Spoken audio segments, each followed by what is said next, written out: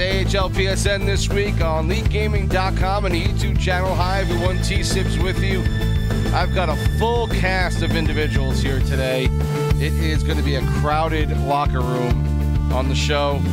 Let's start running down everybody that we have here. You've got Phillies MVP, Crocodile, Fishy Dangles, Cornect, Bertone, and Brian Adores Liz, all with us today on the show to talk about the playoffs, round one, all the stuff that happened in round one, including server issues, and then what's coming up with round number two. Again, hi everyone, TSibs with you, and everyone else, as I just mentioned here as well.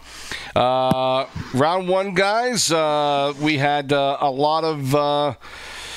Well, obviously, we had a lot of issues with the servers, and so that put a kink into everything. We're going to talk to LG McDonald around 2:30 about what they did and why they did what they did as far as lining up Game 4, and he explained that, but we want to talk a little bit more about that. Maybe try and find out what they're going to do as far as these type of things in the future, if they're going to keep on going that route, or if they've discussed it more and maybe think there are other opportunities and alternatives to try and deal with a situation like that. But boy, that I want to talk to some of you guys here about this, especially. I'll start with Fishy because he's a GM on a team, and when that happened on Monday night, games 3 and 4, you get 3 done, and then game 4, all sorts of issues with the servers.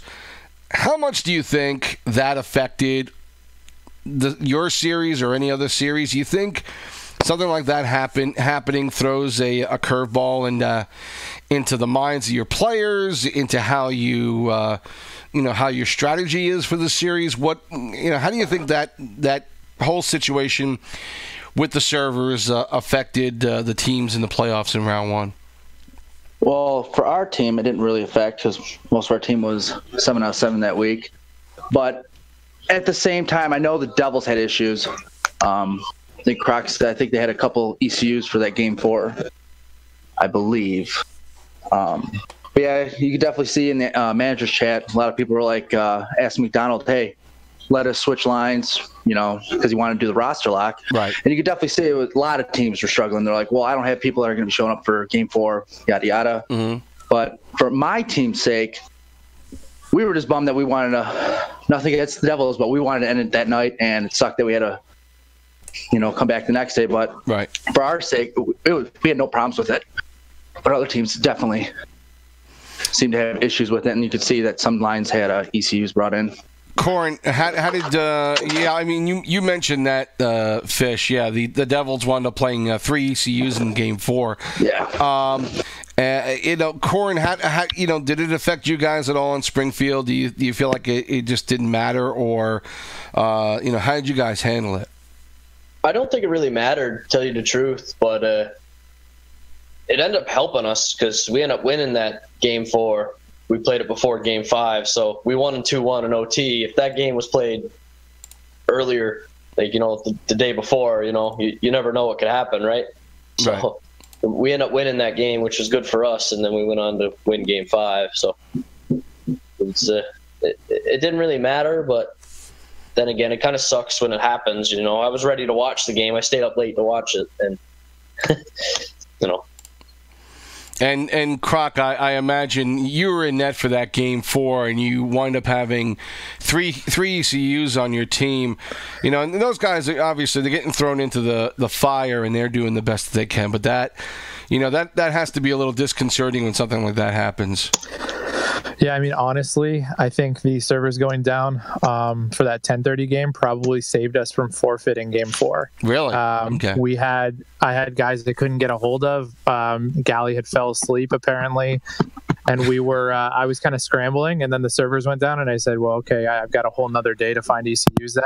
Wow. So it saved us. You go down 3-0, you don't expect to have to fill a line with ECUs in the playoffs. So, right. We did. And I think we put up a relatively good fight in game 4, even with the ECUs. And, last week we mentioned, or the last time I was on the show, we mentioned Flyers app, who was a great ECU for us all year. Mm-hmm. he kind of stepped in and helped us out. And, in games when he played, we definitely played a lot better. So, saved us a forfeit, which is good, but unfortunate as a whole. I'd like to say something about that too. Yeah, sure. That game 4, we put our top line out. We put Deer and Soul, and for them to have 3 ECUs, I think I don't remember the score, but for majority of that game, it kept Deer and Soul in check. And I don't know, I had nothing good to say about that team. But Croc also stood on his head. Thanks, man. I'm gonna just keep kissing your ass, okay? Damn, I'm out of the playoffs. I can't do anything for you anymore, man. I can't feed you free wins. I'm sorry. That's okay. It's okay. It's okay. Free wins. What is that? I've never had to deal with that. Let's talk about the series too. We'll start with the Eastern Atlantic and the Pens and the Bears. The Bears winning that 4-0. We talked about the Penguins, and of course, like a dummy, I picked them to maybe win this one in 7. But I thought with all the veterans on their team that these guys would find a way to win a couple of games and stay in this one and maybe steal it. Two 5-1 victories in the first 2 games for the Bears. Game 2, the Pens had 2 ECUs playing on the front line. Game 3, Crease Fire has to take on 19 shots. Game 4 was almost like a no-show for the Pens. Only 4 shots on goal for them, with a line of Guanzi, Toffoli, and Mr. Tryhard in a 3-1 loss. Again, 21 shots on Crease Fire. And I think we heard a few of the guys maybe even talk about this on the Pens, that they realized, we just didn't play good defense in this one. And against the Bears, they are for real. We had an Eastern Atlantic that took a while for guys for the teams to flesh out and figure out who was going to be the real contenders. But since then, Hershey's been really on top of it. And I'll lead Corneck into this one a little bit, because he's going to wind up taking on the Bears in the next round. What's your assessment about Hershey and their chances in this Eastern Atlantic? How concerned are you guys about them? They got a good squad over there. They got 3 good lines. They got one really good line with Cupidon. His line is very good. They beat myself and Twister's line earlier in the season. They're really good, but I think we got a fair shot against them. I think it's going to be a good series. It'll probably go 7. And they're got a good decor as well, and 2 good goalies over there. So it's going to be interesting to see who comes out. I think we're 2 evenly matched teams. Yeah, in the Game 3 in that series in Hershey and WBS, they had Francie, Flesh, and Mr. Tryhard, who, we've talked about him with the All-Star game and how good he's been. Held them to 1 goal and 6 shots in that Game 3. So, we can hold the line that's good, that is that good, to 6 shots in a game. That says a lot about how well they play defense, and they get good goaltending. And of course, Kupitan came in, has played well for them as well. So the Bears are a real team. Phantoms and T-Birds. It was the Thunderbirds winning that series 4-1. Lots of talk about how the Phantoms were going to take down their former goaltender, Red Raiders, but that just didn't happen. Game 1, 6-1, T-Birds with Corneck there getting the hat trick. Raider only facing 10 shots. Game 2, Phantoms finally beat Raider 3-1. Pickle Boy was an ECU right wing in that game and scored 2 goals for the Phantoms. So they got their scoring in their 1 win from an ECU. The next 2 games, Springfield won 2-1 in both matches. Raiders stopping 15 of 16 in Game 3. Twigster came in Game 4 for his first game and stopped 15 of 16 shots. Game 5 was a 7-0 beating, and Corneck taking advantage of that fully with 5 goals in that game. Good goaltending by your guys. Like we said, you got Red Raider, and we saw now Twigster play 1 game but play really well in that one. We know about your offense, but maybe your defense, Corn, doesn't get a lot of pub about how good they are, and and your goaltending, obviously, with Rader. Do you think you guys don't get a lot of respect defensively at all in this? I don't think that our defense gets enough credit. Like, we go out and we win a lot of games 2-1, like, especially like our second and third lines. We win 2-1 a lot, and our defense is just shut down. Like, Right. Raider faces a lot of shots sometimes, but like they're all on the outside. They're like, Right. there's not too much inside high quality chances. Right. And we were one. There's only 4 teams this season that let in less than 200 goals, and we were one of them. Right. So that's pretty impressive. I think that's almost 2 goals a game, somewhere around there, right? Yeah. So I think our defense is up there with the best of them. Philly, I want to start with you in this upcoming series with the Bears and the Thunderbirds. We know how good the T-Birds are. We are starting to see how good the Bears are defensively. They brought down Kupitan a couple of weeks ago. They've got some good offense there. How do you see this series playing out between the Bears and the T-Birds? I think it's going to be a tight matchup. I think the T-Birds have a lot better 1 through 3 line than the Bears do. I actually see the T-Birds pretty much going through this a lot easier than the last matchup they had, which might sound weird. I just think they match up better completely. And the Bears don't have no Berger on defense, so there's really nobody who's going to be able to stop Kornick or slow him down a little bit. And look what he did in the first series against Berger. So I really think that the T-Birds are going to run away with this. It's not really going to be that big of a matchup. Really? How many games you seen? 4. 4? Wow. Yeah. Let me get Croc in here. And Croc put an article out on the website to talk a little bit about round 1 and how things went on. He titled it "Playoff MVP Race After Round 1." So, he's done some analysis of what's gone on with these teams. You talk about Dirty Bird in net. You talk about Kupitan being 2-0 and their offensive leader, and of course on Springfield you talk about Korn, Basque, and Red Raider. How are you seeing this second round matchup between these two teams? It's interesting. I think it's going to be a little bit closer than 4 games. Not to go directly against Phillies, but I do. The way I look at playoff series, especially in this AHL this season, I'm looking at: is there a line on an opposing team that can shut the other team's first line down? So Right. we look at Korn's line, right? Mm-hmm. Korn's amazing. He scores a lot of goals, right? 8 goals through 2 games, I believe it was. Is there anybody on Hershey's who can stop that line head to head, right? Because with the Thunderbirds, you expect 2 wins out of the Korn line. Right. So if you can split with that line, then you're probably in a good spot to take the series, right?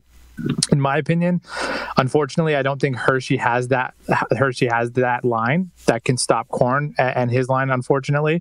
I do think that their bottom lines could probably steal 1 or 2. So I would probably say the Thunderbirds in 6. I think I might have said 5 on the site. I can't remember what my actual picks were, but I would probably say 6 just to give it to them, because I do know they had a good first round. They got great goaltending out of Dirty Bird, and I know a few guys on the Hershey's teams like Bottle who can show up to big games, and Right. we've shown up to those big games together. He used to go. I do think it'll be a little bit closer than 4 games, but I still think the Thunderbirds have the edge of that one. Fish, you've seen a little more of the East this year. What's your assessment of this series? Pretty much what the guys are saying. I think Thunderbirds, I'm going to give you my prediction right now. It's either going to be 4 or 5 games. I like the Bears, but like everyone else saying, I think you're not going to be able to stop Korn. I don't even think 2 games. But I really don't. I mean, the Bears have a solid lineup, but like when we played them, I think we matched up well with them, and if we can take them, I think T-Birds are going to take them. All right. Well, As much as I'd rather play the Hershey Bears in the next round. Well, yeah, But- I think I might as well. We'll keep the Moose guys out of this one until we start getting to the West. Maybe a little bit with this next matchup, though.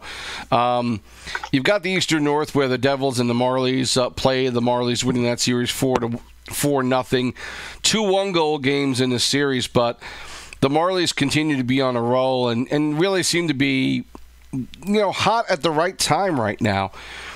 Fish stopping 21 of 22 shots in Game 1 and the 2-1 win there. You guys did it with an ECU D-man as well, which I found interesting. Game 2, kind of the opposite. Soul with 2 goals, 4 assists. Evil Destiny only facing 5 shots, but he stopped all of them in a 6-0 Marlies win. And then you guys had the Prod, Cred, and Orioles line, each getting a goal in that one. 29 shots on Croc in that game. But still a 3-2 victory for the Marlies. The Devils staying in that one. Bennett with a pair of goals for Binghamton.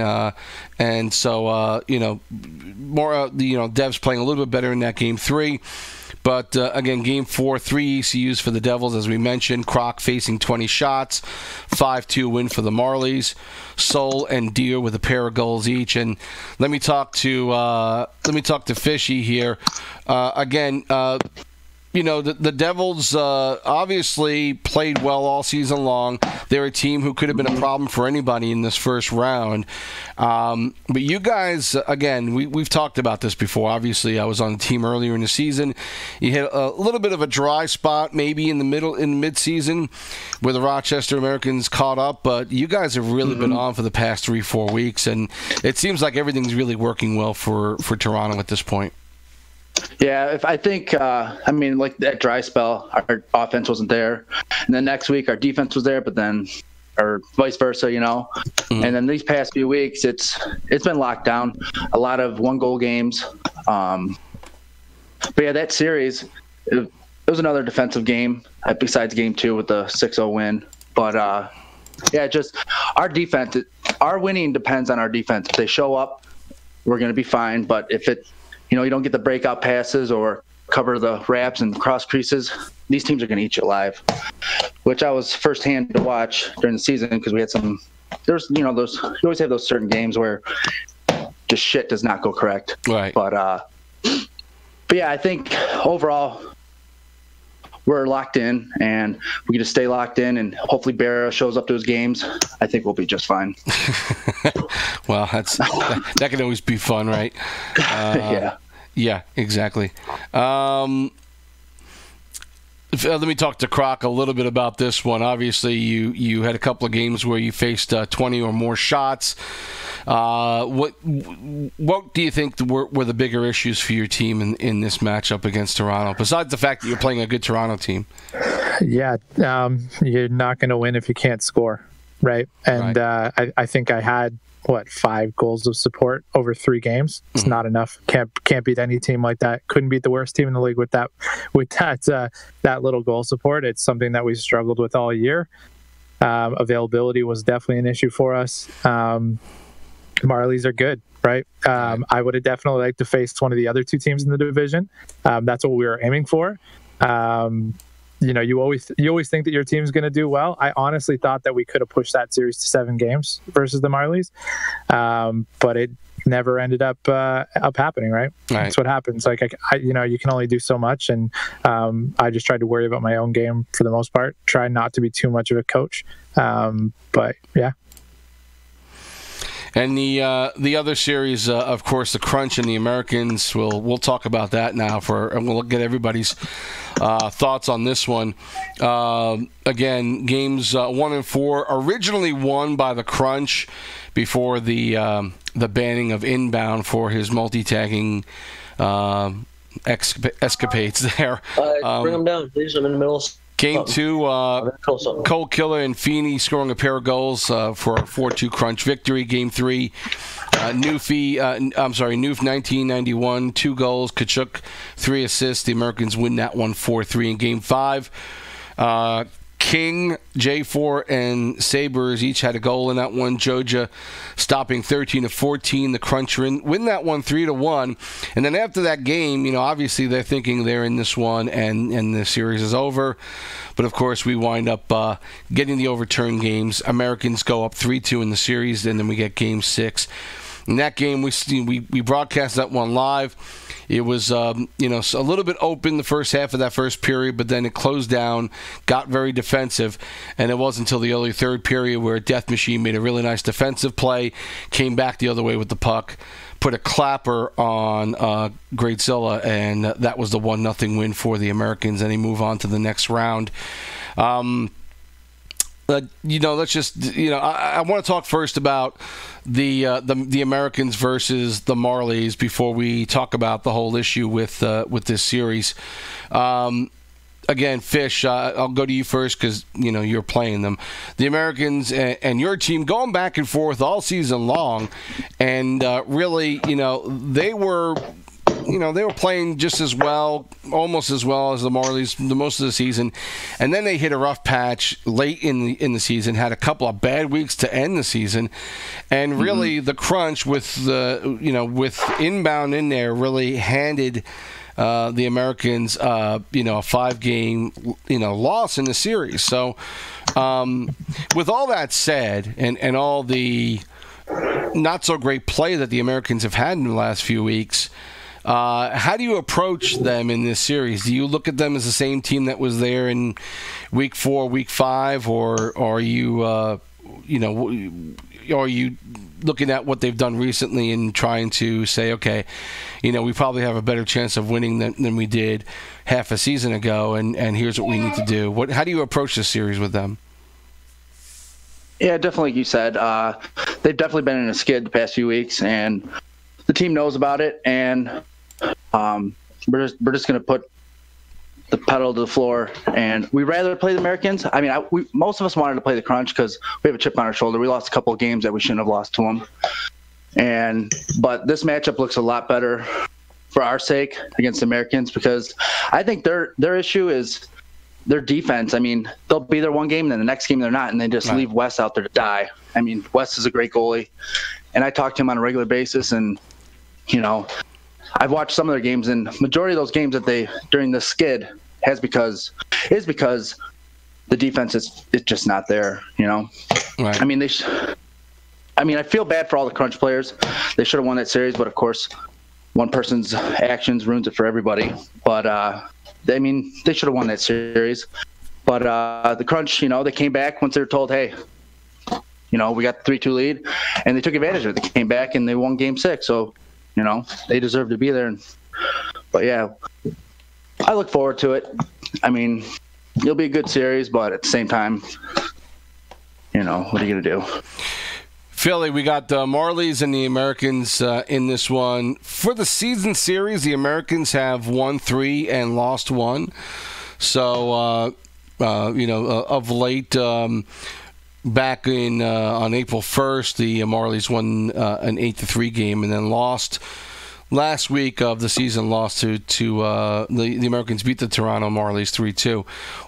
If you look at this series, Americans and Marlies, like I said early in the season, they look like two really close teams.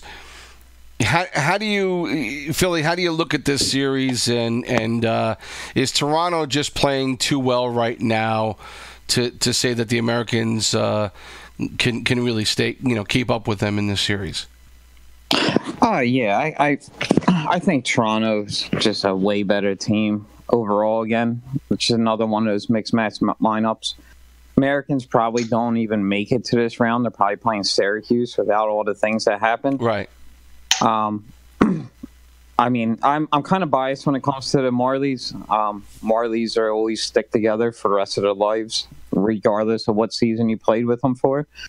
But I look at the Marlies roster, and I really don't understand what's going on with Barakov, but he's a really good defenseman. Apparently, he has issues showing up to games, but I don't see Americans having the depth that they need in the playoffs to play a team like Toronto and come out in 7 games without getting handed 2 of them. I just don't see it. So I'm going to probably go Marlies in 5. Wow.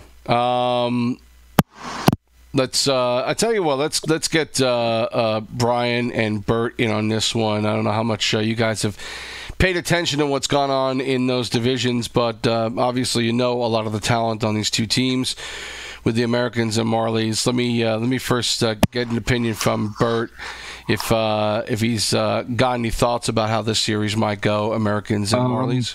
Yeah, I'm thinking it's going to be Toronto in 5. I've played Toronto twice this season. They're definitely a really good team. Their offense is crazy good, but as long as their defense shows up, I don't see them having a problem with this series. Brian?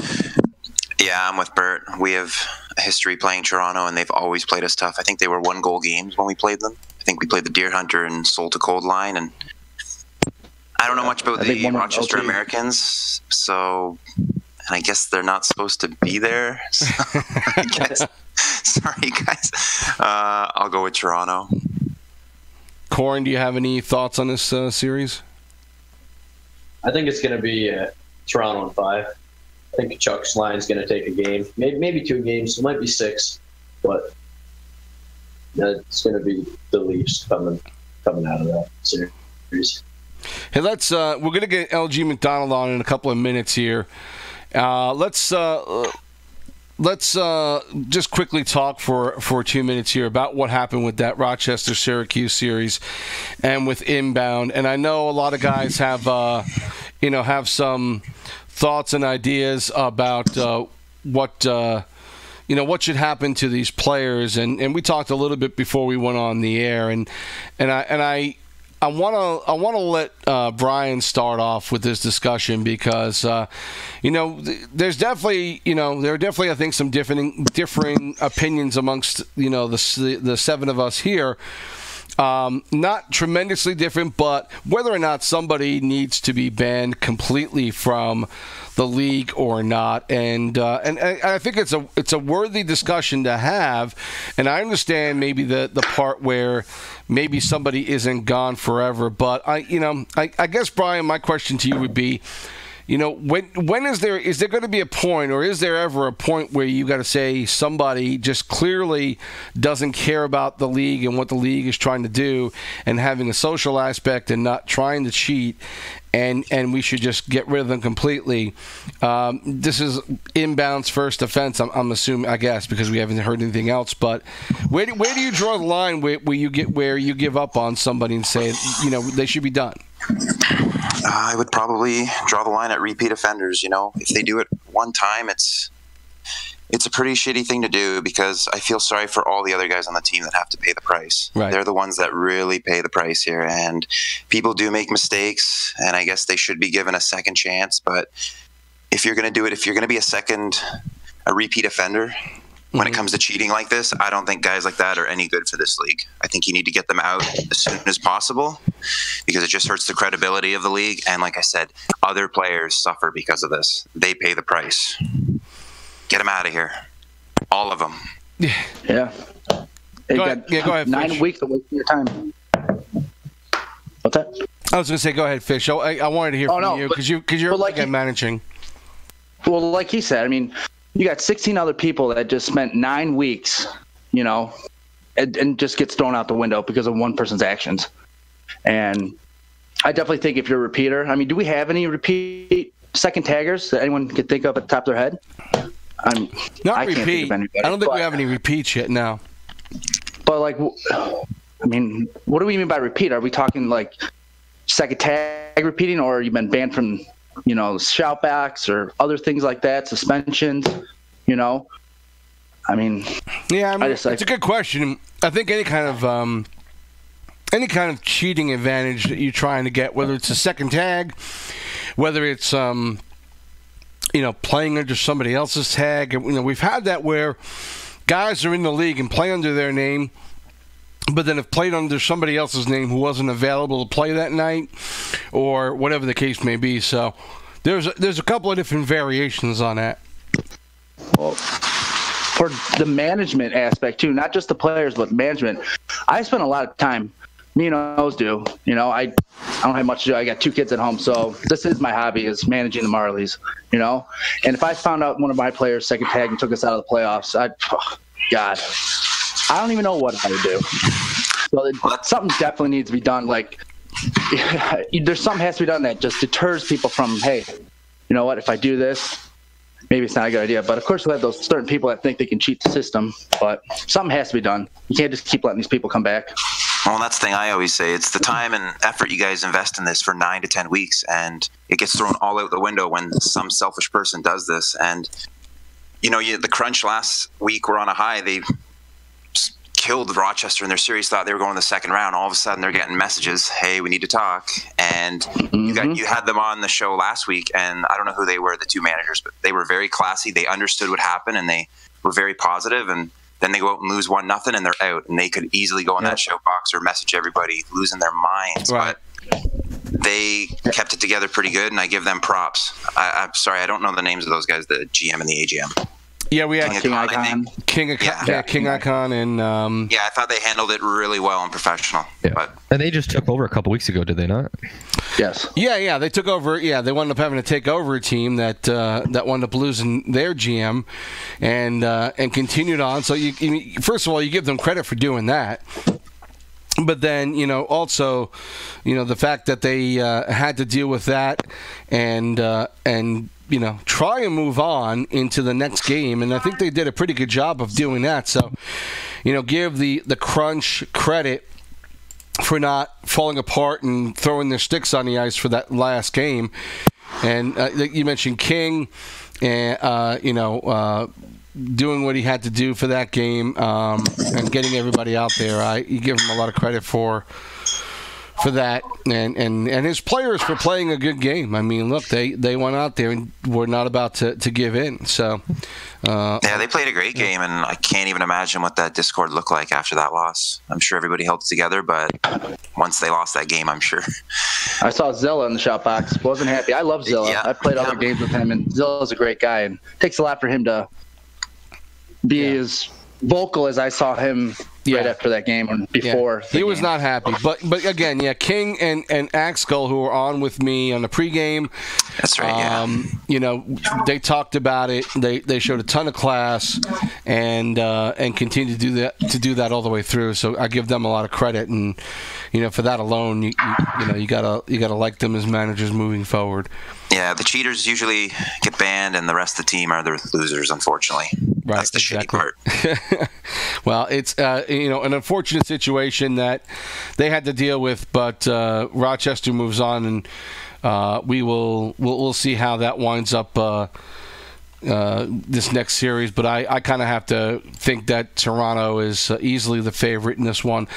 I see them winning in 5. But you know, again, they may take the second life and do something with it. We'll see how they react to it, and whether or not they, you know, they take this as a second opportunity moving forward and do something with it. Well, hold on a second. We'll knock down LG until he's ready. I'm sorry, who was going to talk there? I didn't see who that was. Oh, no, it's fishy. I was just like, I told my team, I was like, yeah, the Americans might be, you know, not on all cylinders right now, but you can't count out West. Or I forget the other. Is it Prime Time on the other, the backup? Yeah. You can't count them out. Those two can change a game instantly. Right. Make big saves, and I was like, you can't, you know, don't let up on the gas. Just do your thing, play your game, and we'll be fine. Well, we have, I think we have LG McDonald on here if he is ready to go. Brody, you there? Yeah, can you hear me? Yeah, we can hear you fine. Thanks for coming on. Appreciate it. Hey, we were talking about, we're talking about 2 different issues here. We just got finished talking about the situation with Syracuse and Rochester, where Inbound wound up, you know, getting banned for his tagging issues. You know, tell us a little bit about well, obviously, I don't know how much detail you want to go into, but what is the basic technology that you guys are doing now to try and catch these guys? And is there anything you think you can do to try and catch them sooner? Or what are you working on to try maybe? Yeah, that's the one complaint we saw about in the shop box is, I'm glad we got him on this, but it'd be nice to find these guys out sooner. What can LG do, or what are you guys working on to try and make that a better situation? That's a good question, and I do agree too. It does suck that sometimes this is a lengthy process. The one thing that everyone has to keep in mind is, if in some situations people are just using like a friend's gamer tag or using like a gamer tag that wouldn't be from their local IP address and stuff. So, if I register from my house where I'm currently at, outside of Ottawa, and I have a buddy that lives in Toronto that makes his own account on LG, and then he never really uses it, but I use it for him. The site system is going to show that as like two separate locations and two separate people that are possibly that far apart. We're working on some scripting stuff with Triz in regards to just like how inactive accounts and that type of stuff. We're looking at, and we're going to utilize that for the CHL as well. So obviously, if the CHL has like 75 people on a team, including training camp, we like to be able to run a script that says, okay, these players are the players that haven't posted their availability in 2 weeks. These are the guys that haven't on a website in 20 days, so on and so forth. So one of the biggest ways one of the biggest like kind of red flags is if there's an account on LG and it's not active, like it's just kind of, it was made in December, have been on the site since then kind of deal, but yet the player is so active in the league. Right. That's kind of a red flag that he's obviously trying to avoid us having any sort of trace on the account. So we're looking at a lot of different things. There's a lot of things that happen behind the scenes that obviously I'm not going to go into too much detail about. One thing that would be really, really good for the PlayStation side would be if we had a little bit more support from Sony, obviously with Xbox. Sure. We have a partnership with Xbox with us being the ID program, right? So it gives us a little bit better account verification and that type of stuff. So we're working on things the best we can to be able to catch this as soon as we can. I think the biggest thing too is just we really need the community support. We need the community to, if they're hearing rumors or they're seeing things, and just kind of be the foot soldiers and police this themselves. So as soon as they hear things, that needs to get to my attention sooner than later, because the sooner that I get the information, the sooner I can start looking into it as fast as I can to solve these problems quicker. Now let's talk. I want to talk a little bit about the whole server issue that happened this week, and obviously you posted, what was going to happen and why you did it. Were you happy with how that turned out? Is there anything that you might do differently about that, or was that pretty much the best you could have done at the point? So I'll kind of just back it up a bit. For the last 6 to 8 weeks, there's been a lot of reports of major server issues are now it's been rampant, kind of more than ever before. Sure. So luckily with I have some pretty good ties to EA, especially with the ESHL guys. The guy that is pretty much the head producer for ESHL, we talk every couple days. We have a pretty good relationship, so I communicate with him often. And I mentioned to him recently, I was like, there's a lot of shit going on right now that's kind of server related, and he's been made aware of that for a while. And there's some legacy issues that that things need to be addressed. Obviously, when you sign on to ESHL and your recommended server is the West Coast, but you live in Boston, that doesn't make much sense, right? Right. So that's been an issue that's plagued the league since at least NHL 12, as far back as I can remember. So that's kind of a legacy issue. I know they found some server-related concerns coming into NHL 18 that they addressed. So it just seems like there's a bunch of different things that are kind of going on in the background, and we really need them to kind of focus in on it and fix these things.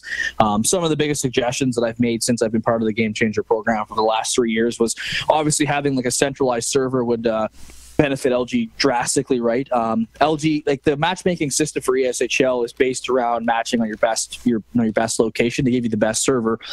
So that's what a lot of East Coast teams play. East Coast teams, it's everyone's going to ping to the same server, relatively the same, which gives them all benefits. So we have kind of a mixed bag when it comes to LG. We have players from the West, players from the East, a couple European guys. So when it comes to server selection, I think at times when we utilize Club Challenge with a mixed bag of players from all over North America, I think it's the server isn't designed, or the system isn't designed to, or really knows what is the best situation, the best server to select in those cases, which is why we tend to get some inconsistency in regards to connection during LG games.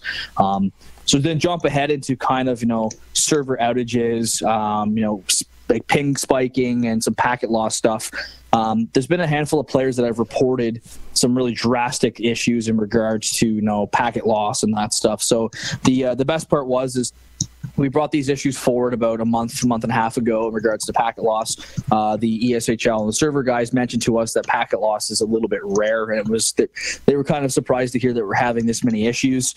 So then I got Triz to pull me some records in regards to like a 3-week period, how many games have lagged out, how many games ended in the lag out compared to a year ago. And then we saw increases in numbers and increase in number there as well. So I sent that all the statistical stuff to EA, and they kind of opened the doors to putting a couple traces on certain accounts. So I have a manager on the Xbox side that has like incredibly strong internet and gets like incredibly weird ping spiking and packet loss. Like he'll start off a period where he's currently at 9 or 10 ping, and then by the second period he's up to like 60 or 70 with like 8 to 9% packet loss. So his account was an example that I gave to EA. So they have a trace on his account as he continues to play through the season, and he continues to play. They're kind of tracking what server he's going to, and they're trying to figure out what's going on in the background that are causing the issues that we're seeing right now. Okay.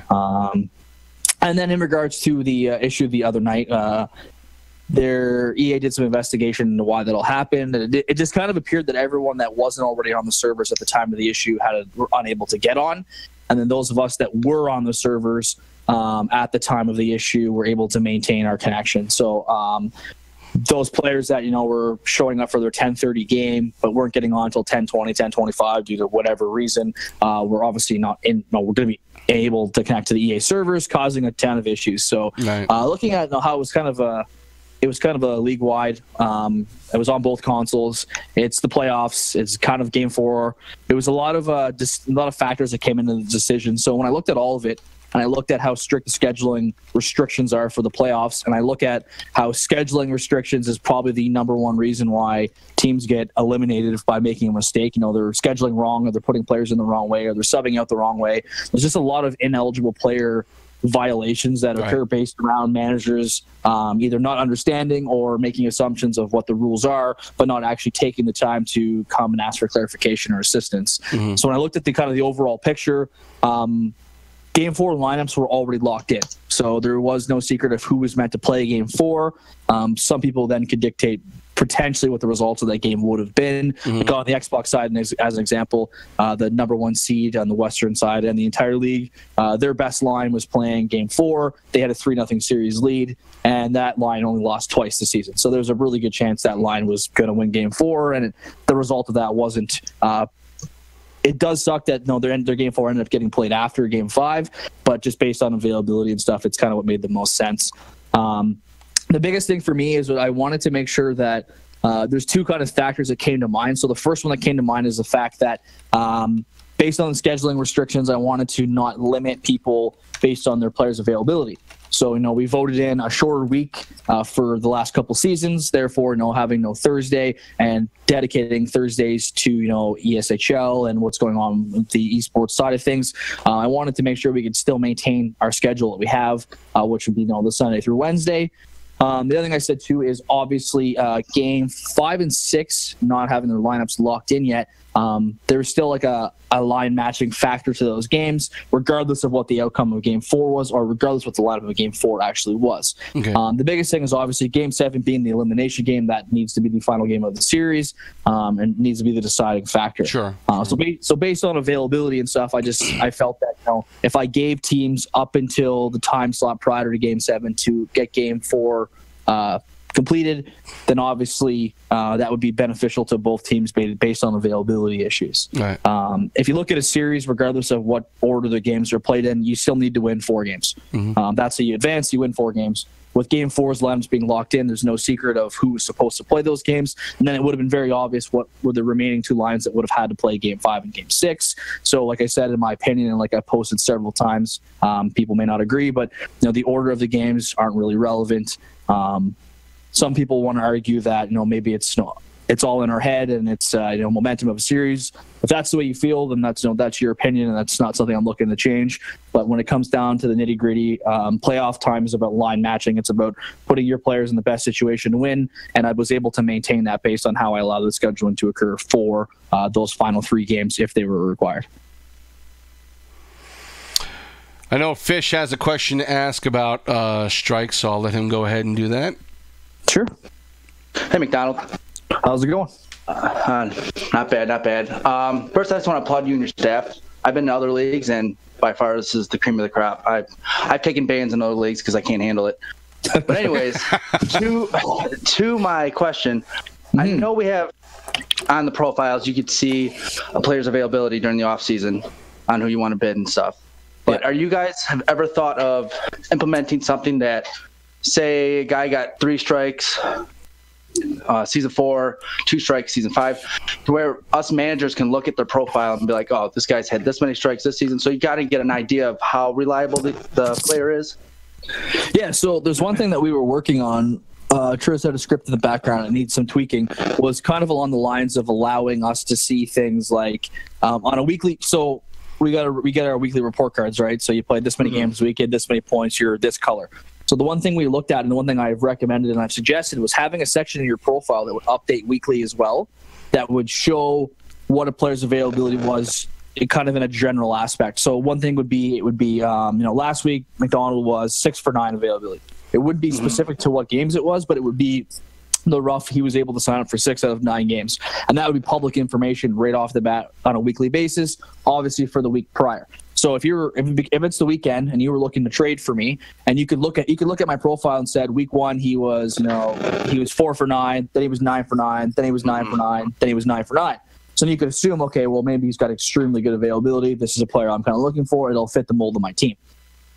When it comes to strikes and being able to see that information, all that information hits the news feed, and it's probably possible to have that filter onto a player's profile. Because obviously when it comes to bans, when it comes to missed game strikes, and when it comes to availability, that is what kind of, in my opinion, would create a power ranking for what we could say would be a player's reliability.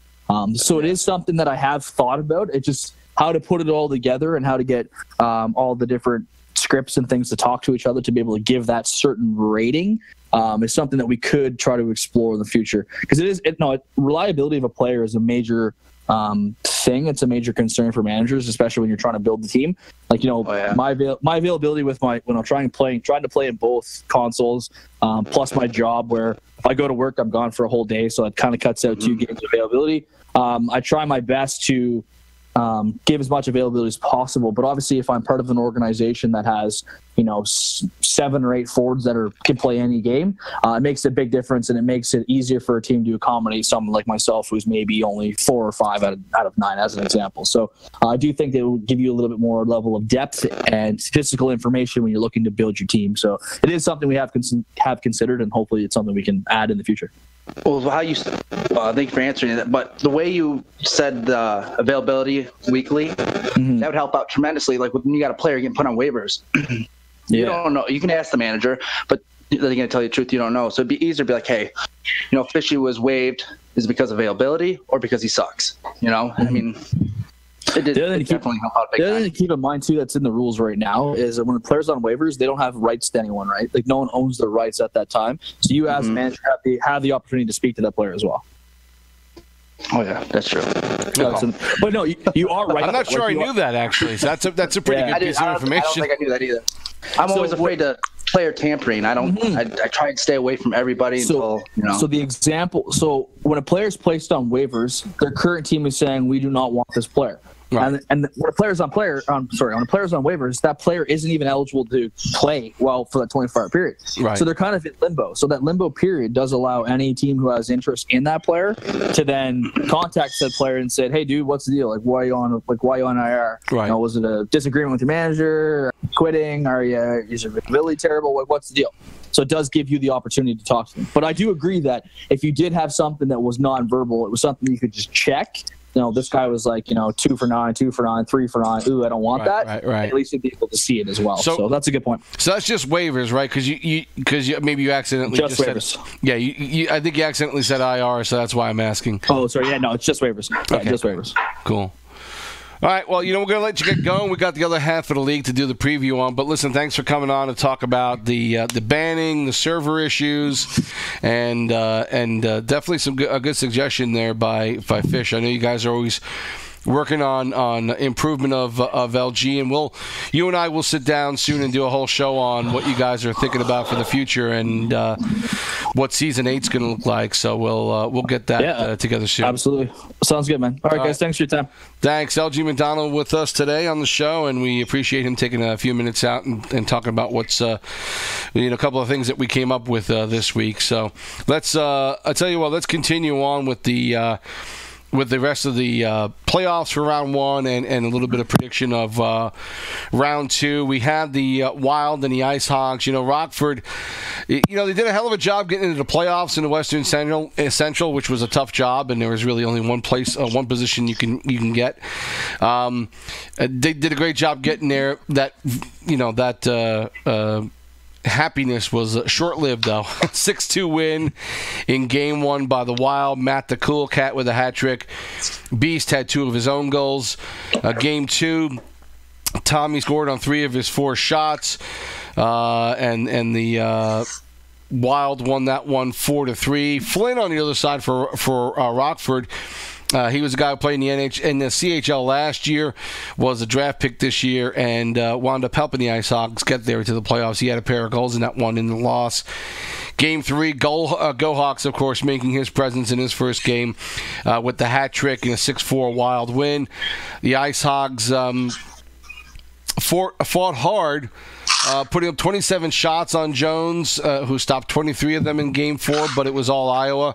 Hat trick again for Matt the Cool Cat. 2 each for Beast and Fazurk as they put up 21 shots on Maliaman, and they blanked Rockford 7-0. Meanwhile, on the other side, it was the Wolves and the Moose. The Moose taking that series 4-1. The series, in my mind, I really did think it could go 6 easily and possibly 7. A lot of talent on both teams.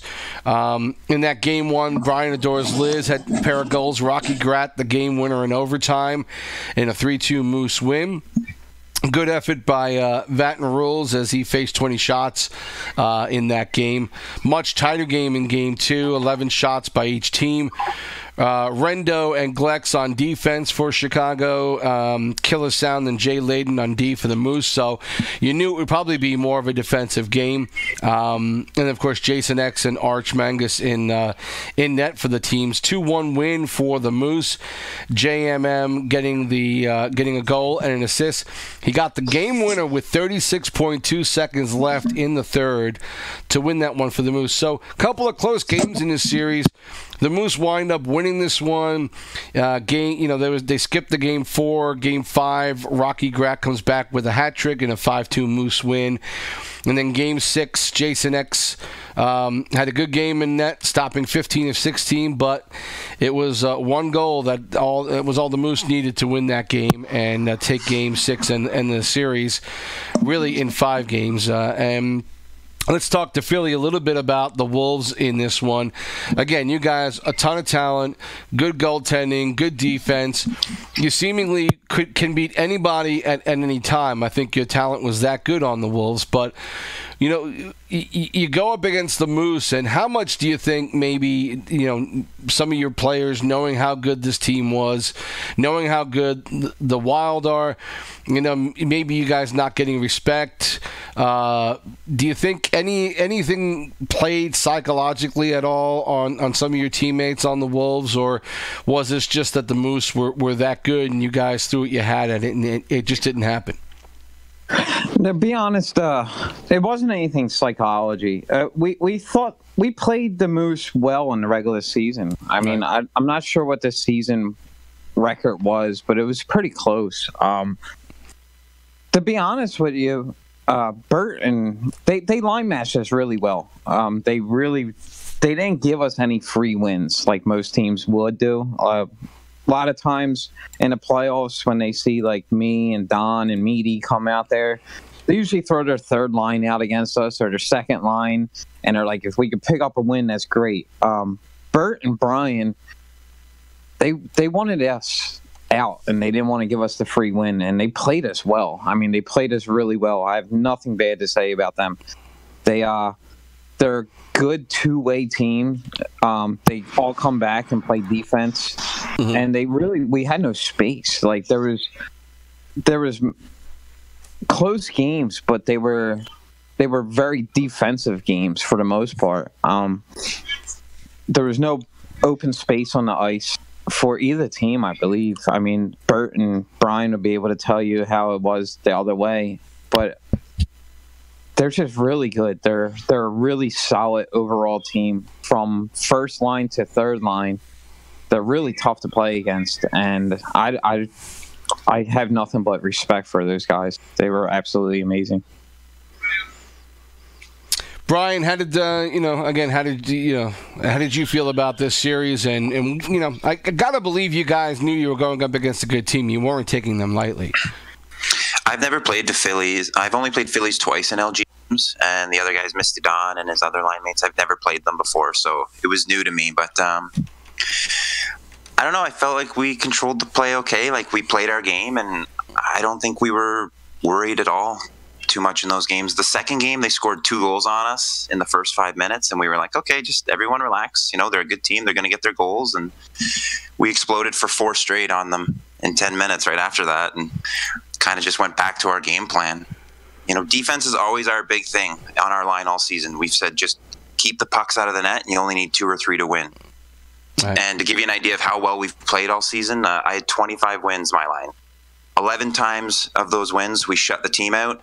5 times 1 goal against, 8 times 2 goals against. Right. We only had 3 goals against us once all season. And even the 2 losses we had, 1 goal against and 2 goals against. Well, I mean, we've always preached defense. That's a really good point. I mean, a lot of times we sit here and we talk about great teams and we talk about great lines, and the better teams who win, who do really well, are the ones who, they get their scoring in, but the forwards come back and help out on defense. The defense knows where they need to play, and the goaltenders, have worked with the defensemen to stop cross creases, to understand where they're going to be positionally. So much of that is part of the game. And, obviously you and Bert play up front, but you guys seemingly understand that it's not just about putting pucks in the back of the net, that you got to come back and help out. You don't see a lot of teams use their point men a lot, like the good teams do, but right. Bert and I would always cheat down low, and even Rocky. Rocky was great all season with us, too. Sure. We would just take away that ice. Yeah, we took that ice away every game. Cross creases, like we just did not give teams anything, and we just waited for them to force and make a mistake, and then we just took off. That was basically our game plan going into every single game. And Bert, that message was pretty clear amongst all the teammates. You guys all knew that this was how you're going to play every game. We have kind of a motto, hey Brian, that Jim likes to preach. We won't say it because it's kind of our playoff mentality, but defense first, definitely. Let's. I want to quickly move on to, and you mentioned, obviously Chicago and the Moose were 2-2 this season in their 4 games that they play. You've got the Moose and the Wild in this one. Let me get Croc on to talk about it a little bit. The Wild have a 3-1 lead in the season series. In the 4 games that they played, a good advantage on time on attack, almost double the goals. Again, you look at some of these numbers and you'd say, okay, well, I think the Wild are going to win this in 5, maybe 6. But again, I kind of look at this the same way I looked at it as Chicago and Manitoba. You can't say that. These 2 teams are tremendously good. They were close to each other in points all season long, only off by a couple. This is one I would, just as a fan, would love to see go 7 games and have battles every night. How do you see this, Croc? How do you see this one panning out in the end? Yeah, this is a crazy one. whatever team loses this series is going to be really disappointed. And I think we're all going to be disappointed that they're out so early, because I think we thought that these were going to be two teams that could potentially win it all, right? Classic offense versus defense with this series, right? The Moose, as you have just heard, they preach defense, and the Wild have been one of the most effective offensive teams that we've seen, right? It's gonna be tough to say either way. If this doesn't go 7 games, then once again, from a fan's perspective, disappointing. We want to see this 7 games. I think really where you're going to see any movement with this series is, I expect Brian and Bert to go up against Tommy and Beast whenever possible. I think the Wild have home ice advantage, correct, for this series? Yes. So I think the Wild really are going to have to play with matchups and how they want this series to go. I think where you're going to see, a difference being made is going to be in the lower lines, right? You want to see where Lobo and Nas play and who they play against. You're going to want to see, where the Wild put their third and second line defense, right? And against what lines. And this is super awkward, by the way, having 2 of the Moose on the show today. But I'm gonna go with offense personally with this matchup. I picked the Wild to go to the finals on my own kind of bracket, I guess you could say. Mm-hmm. I've played the Moose a couple times this season, and I played Brian actually and his line. And it was a 1-0 loss for us. I think, it's going to be difficult for them to rely on shutting out the Wild. They're going to score goals. You're going to have to win 5-4 games, right? 2-1 games probably aren't going to be a thing this series, I don't think. And I'd be happy to be wrong about this, obviously, because I love you both. I'm gonna go with Wild in 7 for this one for sure. I think it's gonna be a great series, and I'm really disappointed to even have to talk about it in the second round. You know what I'm hearing? Philly. You know what I'm hearing from Croc, and maybe you can agree with this with me on this, is that he doesn't think Brian's line is all that good. They only scored 1 on him, so I'm thinking Croc thinks they're not that good of a line. I scored a beautiful rap. It was a shitter rap. That wasn't a beautiful. It was a shit cheese rap. Frosty called it cheese. Yeah. Lobo taught him that one. Honestly, I got blown out this year by the Wild. I've seen them play.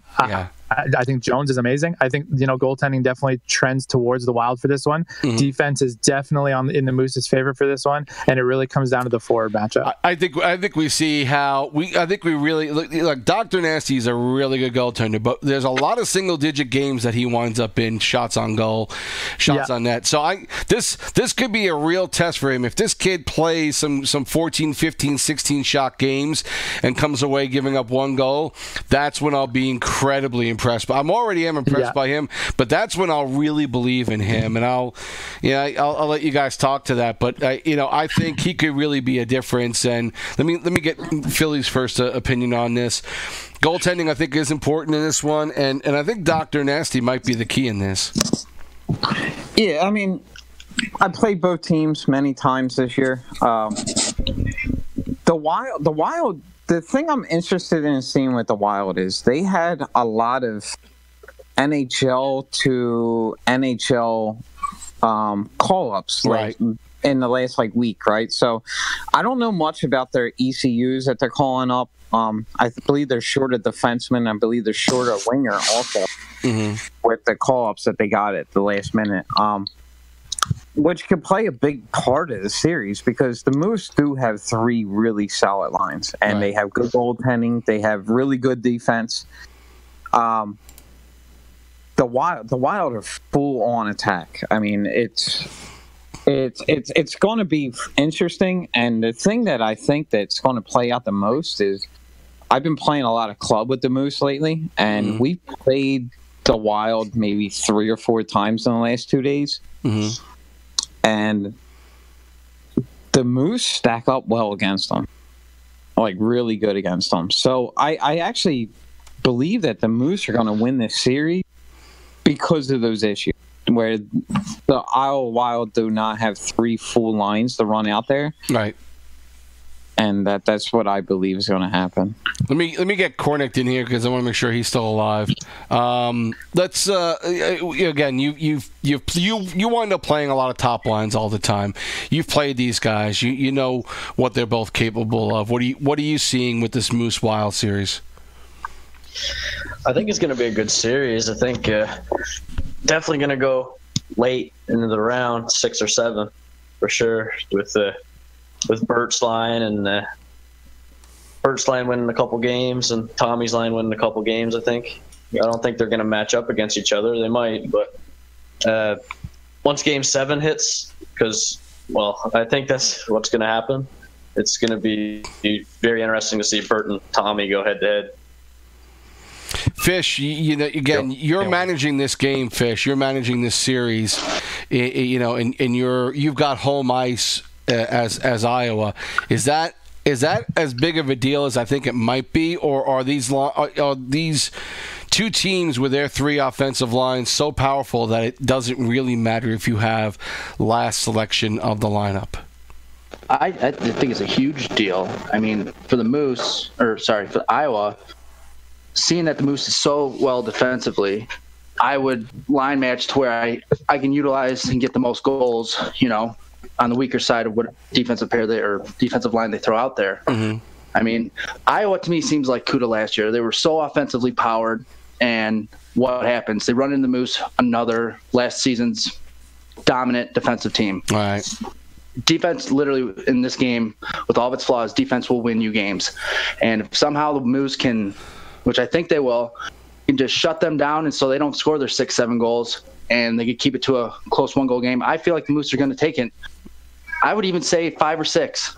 I got to go with the defense, because I think if the Moose could shut the Beast and Tommy down, it'll be hard, but I think they could do it, and you could possibly see Cuda Point 2 just getting bounced in the second round. Well, go ahead. No, I think they're two tremendous players, those two, and I've watched a lot of tape on them, and they like to skate around backwards, sideways, everything, you know, and get those trips. They like to bait players to poke them, and we will not be baited into that at all. We're going to keep them in front of us all game, and we're going to force them to either run into us and give us a big hug and turn it over, or hit them. No poking. So that's the game plan against them, because they are very talented players, and they want you to do that. It's going to be sweaty. It's going to be sweaty. I mean, the third line is going to be the big difference, I think, in this series. Whatever team can win those third line games, I mean, I could see the first 2 lines splitting, no problem. Right. There's talent, so much talent on both sides. But again, this reminds me so much of last season when we made it against the third round against the Cuda, and everybody just saw all the scoring power and thought, watch out. And Corny can tell you, like, we just shut it down. I think we shut them out 3 games in that 5-game series. So defense wins the games, man. That's what it's all about. You're not playing bottom feeder teams in the playoffs anymore. These are all going to be 1-goal games, and we like to come out on top of them. And last season too, we're talking about that. Talking about that home ice and home ice advantage, where you get to set your lines earlier. That being the away team is also a can't think of it. It's a good thing too, because it can be good. Like last season when we played the Moose in the third round, they threw Lobo and Nazi out at us, and we wanted to line match as good as we could, but we weren't expecting that. We didn't think it would come out, and we had to use our first line because we want to pass this line to play against them. So we used our first line on the Sunday game, then they were done. So then we had our quote unquote suicide line, our third line, and then my line to play. So we were even 1-1, but we had 2 losses, what we thought were coming up. Right. So it was an advantage for them, kind of. They took the advantage after that, right? Yeah, after we split those first 2 games, we really felt like we were in control after that. Sure, absolutely. We were like, we're in great shape, and I think we're looking at it like that with this series tonight, because we're the visiting team, so we'll see who we throw out there. Let's move on. I just gave away your plan, but let's move on to the Western Pacific. We've got the Roadrunners in the Reign, with the Reign winning that series 4-0 again. it was another a great attempt by the Roadrunners to get themselves into the playoffs, but again they run into a buzzsaw with the rain. The Roadrunners had gotten some good play by Tommy and Hockey Girl, but it just wasn't enough in this series. Plenty of offense on the rain side in that game one. Cox 25-64 with a hat trick. C-Bomb with a goal and assist. Raj Rangers a goal and 4 assists. And Tucson threw everything at them, but still lost that one 5-4. The Rain win game 2, 9-3. J-Row with 4 goals in that one. We then also had in game 3, IC before UC, 11 shot shutout and a 5-0 win there. Game 4, 14 shots on Nolan Patrick. Only 4 of 5 skaters had a goal in that one, and the Rain closed out the series 4-1 win. By the way, in that game 3, every player on that starting, every skater in that Rain lineup had a goal in the game. You don't see that a lot. So, again, the Rain just totally dominating that one.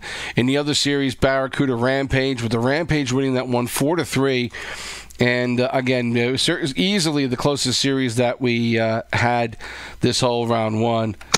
It was, the best competition. Rampage, in game 1, 18 shots on Kickapoo.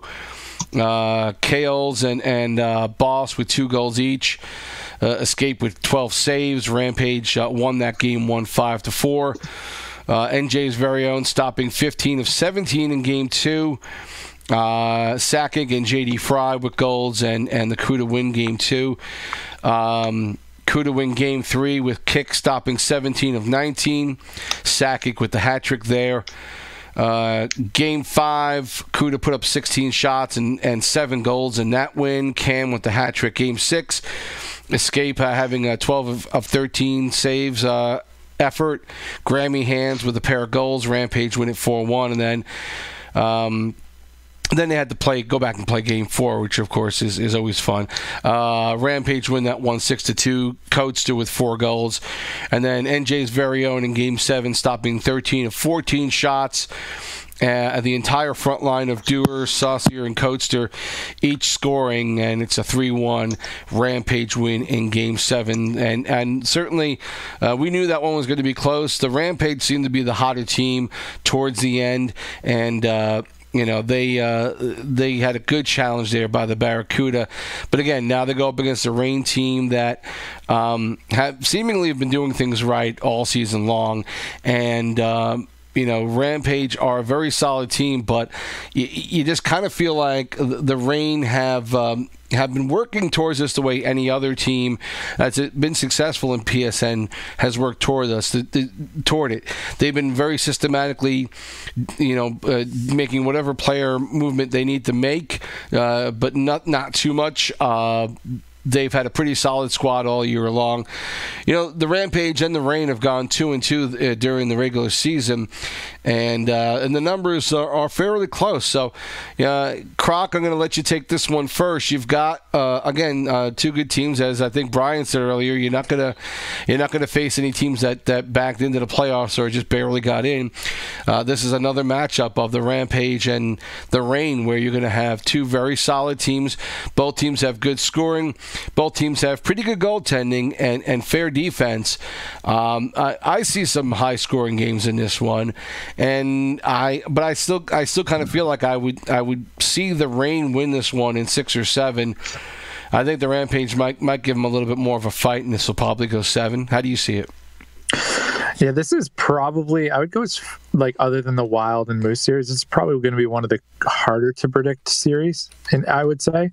I think, with the Moose and the Wild series, you're either on one side or the other. I think with this, for me, I'm kind of in the middle. I think I'm going to think of it by games played. So if this series ends in 4 games or 5 games, I think it's definitely the Rain who win it. And if this series ends in 6 games or 7 games, I think it might be the Rampage. Wow. I feel like of all the teams that are left, and this is on no insider knowledge or anything, and I'm maybe just saying this to get a rise out of Anderson, but I feel like the Reign are probably the most visceral team that is left in the playoffs. I feel like, if things start to not go their way, I feel like they might be the team that crumbles, right? So, I kind of mentioned this a little bit in the article I wrote today. I feel like if this goes to Game 7, I feel like they would have a hard time picking which players to play. I think IC before UC, I think he's been fantastic, and I would give him the majority of starts. Right. The rest of the way, if I were the Reign, and I think that might cause problems. And I just think the Rampage have been fairly quiet all year. I think they've been steadily good all year, and I think that this is like your typical long series teams, right? They play a lot of. I kind of think of them as the LA Kings when they won the championship in the actual NHL, right? They play a lot of Game 7s. They're going to grind out series. They do matchups well. They're the only team that went to a 7-game series this first round. So it's a tough one, and I'm probably not making any friends when I say it, but if this series goes deep, I think the Rampage have a really good shot. I think their top line matches up well. Fish, I'll let you get your opinion in on this series. You only see the West so many times, and you're more worried about your own division. But again, you got to look at the talent. Just look at the rosters on these two teams, and you say, okay, I can see where this is going to go deep. But I think I had a kind of a different opinion than Croc. I think he feels like the Rampage have a better chance late. I just think because of lineups, maybe the Reign have a better chance if this series goes longer. What's your thought on this one? Well, like you said, I pay more attention to our side, so I don't have much to comment on, but I feel like it's going to go 6 or 7. But I kind of agree with Croc. I mean, if it goes to 7, I really can't tell you who I think is going to win. It's going to be just like the Ion Moose series. It's going to be a tough one. It's going to be a good one to watch. But if I had to pick one, I don't like the Reign, so I'm not making any sense either. I'm gonna have to go with the Rampage. So, I mean, yeah, I'll go with the Rampage 7. Cornette, any thoughts on these matchups here and in the West, and who you think might come out of here? I think that the Reign is gonna come out of that series 6 games, maybe. Bert? Something like that. Yeah, I'm thinking the Reign. The Reign and the Rampage are the only 2 teams to beat me and Brian this year, actually. But yeah, I'm thinking it's going to be the Reign in 5 or 6. I'm looking around 6 or 7. Like I said, the only insight I can give you is from the games we played against them, and they're both really, really solid on defense. I mean, I remember hearing J-Ro on your show a couple days ago or last week say that they're a defensive team as well. They think they're one of the best defensive teams in the league. And I can tell you the game we lost against them, we were extremely frustrated. Patty Ice and I think John Bond's the other defenseman. Yep. Right. They just played tremendous out there. And it'll be a tight series probably. Maybe Reign in 7. Yeah, Patty Ice, one of those guys that was picked in the All-Star game lineup, and again, like I said, their Game 6, every or was it Game 4? I forgot what it was, where every one of their players in the lineup scored. When that happens against you, that's a bit demoralizing. I think if you're a goaltender, you probably feel shell shocked when you've seen goals come at you from every player on the other team. That's a great stat line, though. Everybody's involved. Puck's moving. Yeah, I was shell shocked when Bert and Brian put 7 on me. Not happy about that. I was not happy about that. I think you were still on the team, Sibs, when that game happened. Yeah, you sacrificed yourself a lot. Would have been 14 if Sibs was in that. I think it was our third line, and I think we had an ECU on right wing, and then Bear decided to go fourth winger. Yeah, that may happen. But you may get your chance to see those guys again, which will be kind of interesting. I hope so. I love Bert. Hey guys, one last question before we get going here. Just quickly, All-Star nominations. How do you? I'll ask. I'll ask Croc last about how, because he wasn't part of the process, but the rest of you guys. I mean, Bert was there for the show Friday, but Brian, Fish, Corn, you guys were captains involved in this one with Deal. I'll start with you, Brian. How do you feel everything went the other night? Obviously, there are a couple of people who are always going to say, "Oh, this is a joke" and all that kind of garbage. But we talked a little bit about it after the draft, and you look at the numbers and the stats, and they all look the same for a lot of these guys. I mean, we have so many guys who are just this good. In my opinion, I can't see how you can screw up picking anybody that was nominated for this.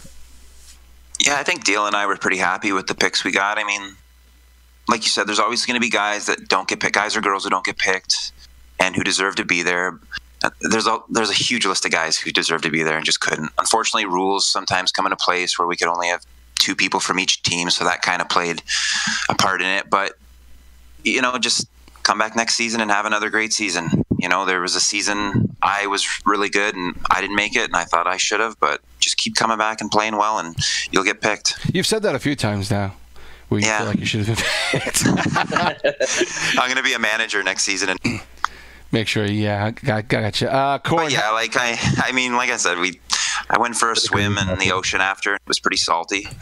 Still taste the tears from some people, and gotcha. I'm sorry. Like I said, I'm still a year and a half into this league. I'm still learning everybody. So if I miss some of you, I apologize. If you're angry, you're just being way too nice. You're being way too nice. Yeah. Fish and Corn are running the other team. Let's start with Fish. How did you feel about the whole process for the All-Star game? I thought it was a good process. I mean, like Brian says, this is only my second in the AHL, so I'm still learning names. And I know a lot of people are complaining, "Oh, it's a popularity contest." But when me and Corn were talking, I was just giving out names of people that I've noticed in all the club games, LG games, and the people like, Toffoli who puts up points, Mm-hmm. I mean, I'm sorry to all those other people, but I still don't know all the names.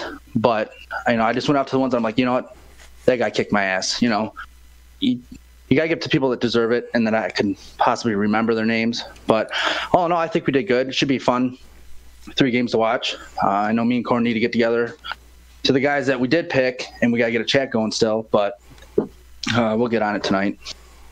Corn, I look forward to it. Corn, you cool with with how it all went the other night and how the nomination process went? Was that are you good with how that went?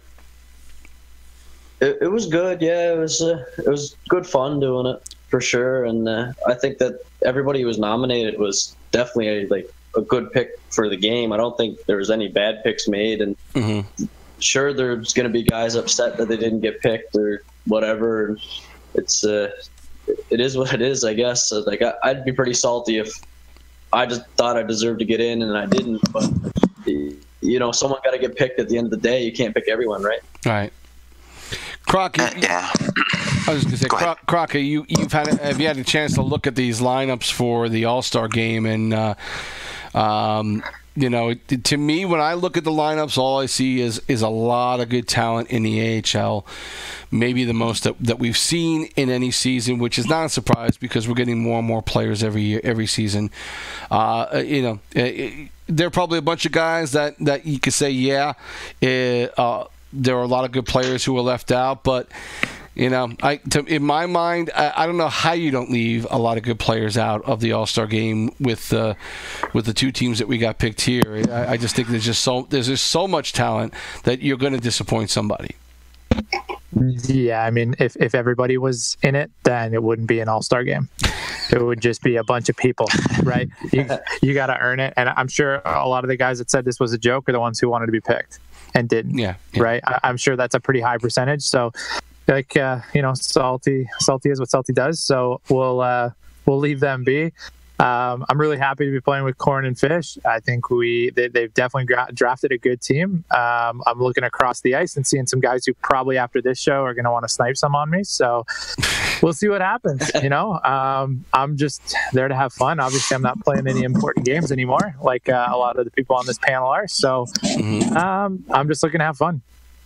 I think we should also appreciate all the volunteer work that some of the people put in behind the scenes. For sure. Like the Real Teal, Siege87 to Foley, these guys and girls put it all together for us, and yourself, TSibs. Yeah, the media, like that's a huge thing, and it makes everything a lot more fun. It makes us feel like professionals, I guess.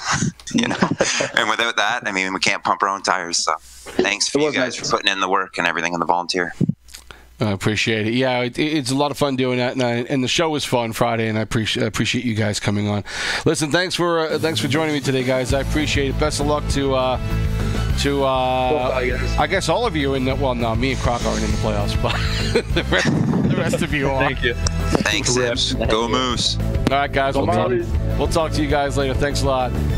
We've been talking to Croc, Fishy, Cornet, Bertone, and Brian and Phillies in this show today, and we want to thank them for being on and for being part of this preview for round 2. Glad you folks were able to watch this with us tonight. We appreciate it. PSN Hockey on League Gaming. You've been watching AHLPSN this week, and we will have round 2 games coming up on Wednesday and Thursday night live here on this channel. Until then, round 2 starts tonight. Good luck to everyone. We'll talk to you later on.